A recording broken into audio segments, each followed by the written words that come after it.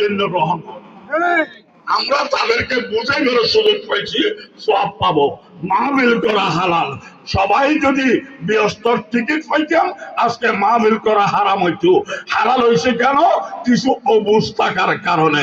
অবুঝিতে তার জন্য গজব, আমাদের জন্য রহমত। ঠিক কিনা ধরে বলুন না?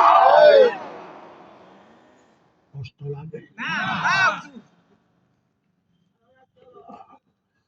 আমরা ইসলাম ধর্ম পালন করতেছি বাধ্য হইয়া না মনের খুশি?